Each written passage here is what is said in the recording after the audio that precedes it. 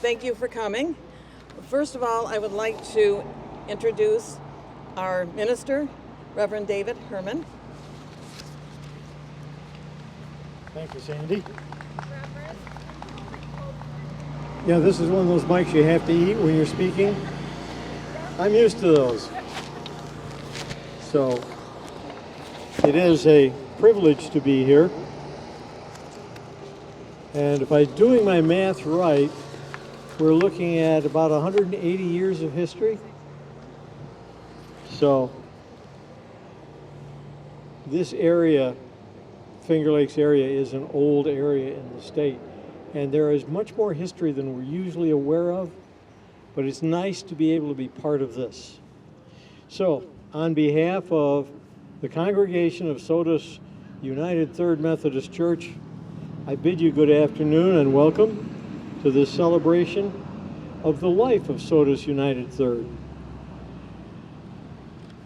On behalf of this congregation, its past, present, and future generations, it is my privilege and pleasure to pray God's blessings on each of us gathered here, and on those who are not present today, who have made this possible, and on all our families and all their generations and locations. May we each and all of us experience, recognize, and share God's blessings of peace and grace this day and every day. Amen.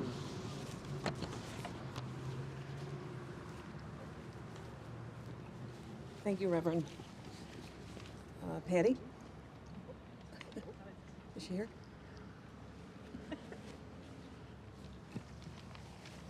Come on up.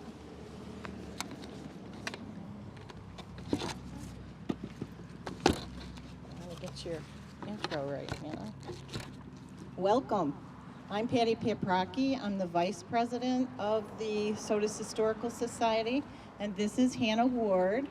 She's here representing Assemblyman Manctolo, and she's the Community Relations Director for the Assemblyman. Is that correct? Yes. Yeah, got it right. All right.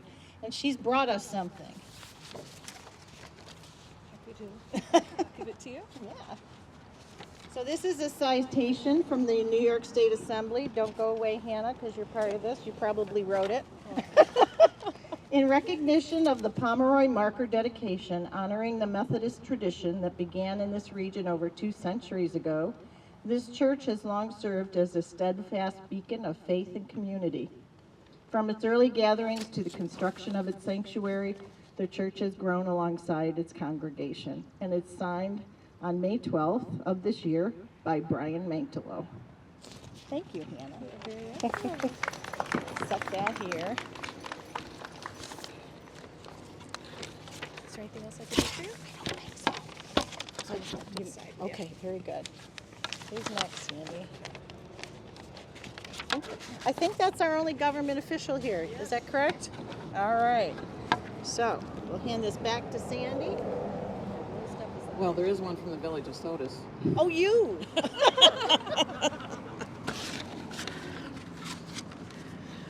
I want to give you a brief introduction how this all came about, so bear with me.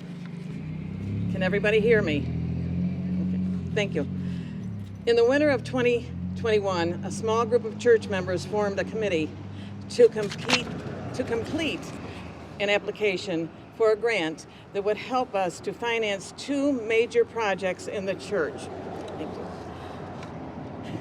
you. The replacement of the boiler and the lift, both of which had run their course. I learned about the grant opportunity through our Wayne County Historians Organization when we received an email from Megan Clem, Preservation Planner at the Landmark Society of Western New York. According to her email, and I quote, there were grant opportunities that would be funded through a $750,000 grant awarded to the New York State Office of Parks, Recreation, and Historical Preservation from the National Park Service's Paul Brune Rural Revitalization Grants Program and the Genesee Valley Rural Revitalization Grant Program. The grant was to be administered by the Landmark Society of Western New York and by the New York State Office of Parks, Recreation, and Historical Preservation.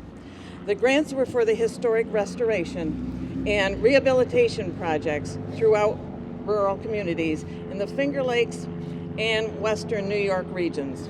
The GVRR program offered $5,000 to $50,000 reimbursable unmatched subgrants for eligible historic buildings to preserve historic places that have shaped rural communities, their social fabric, and economy. After a very long process, we were disappointed when we were not awarded the grant in round one, but we decided to reapply the next year in March of 2022. This time, after waiting several months for some news, we learned that we were one of the 15 applicants who were awarded $50,000 for our projects.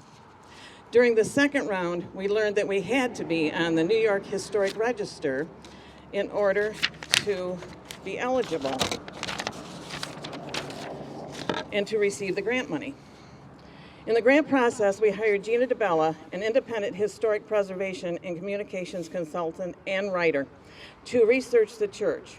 Our first application was turned down.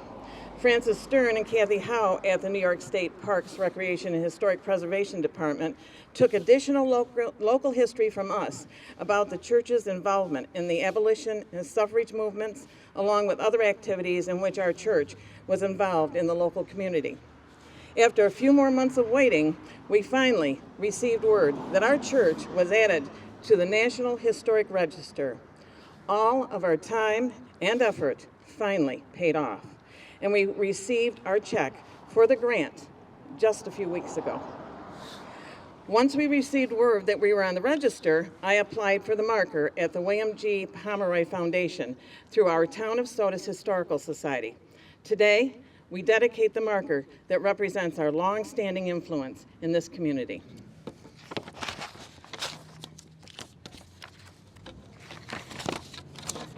Okay, here's why we got on the Historic Register. This is our history.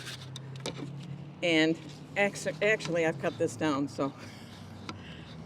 When the first settlers came to our area, it was a wilderness of dense hemlock forests, and wild animals roamed the area.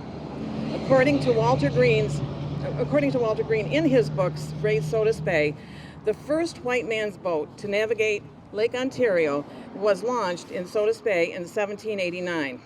A few years later, in 1806, Elder Jerem was probably the first Methodist minister in the area, which became the town of Sodus. Samuel Warren and his family settled in what is now South Sodus in 1808. His son, Elijah, who was college educated and ordained to preach, held the first Methodist meetings in that area. He joined the annual conference and was appointed to this circuit. He traveled around the township in a 4-week course. Remember, this is in the wilderness with supposedly panthers and wolves and all sorts of wild animals roaming the area. In the early days, prayer and class meetings were held in private homes beginning in 1807 or 1808. The first class was formed in South Sodus in 1824. Quarterly meetings were mostly held in barns. The first one was held at the Baptist Meeting House on September 27, 1828. For several years, the quarterly meetings were held at the Baptist Meeting House in Sodus Center and at the Episcopal and the Presbyterian houses, or churches, on the ridge in what is now the village of Sodus. Methodist meetings were also recorded on Morse Hill in the late 1820s and continued for several years. In 1832, a resolution was passed to build in South Sodus. The meeting house was built in 1834-35 and dedicated on July 4th, 1836. In 1832, the quarterly conference resolved to establish Sunday schools and Bible classes. Other churches in town were also establishing these at the same time. When families settled in the northwest part of town, Methodism spread to that area. Reverend Joseph Gates, who was born in England, settled in Centenary in 1830. He served as a minister for 12 to 14 years before coming to America. The Centenary Church began when he opened the first meeting and preached the first sermon. In Lewis Clark's book, he suggested that this class closely resemble those formed by John Wesley in England. And some of the members of the Centenary Church, including Mr. Ride, had attended meetings in England where John Wesley preached. As a result, this group followed the early form of English Methodism.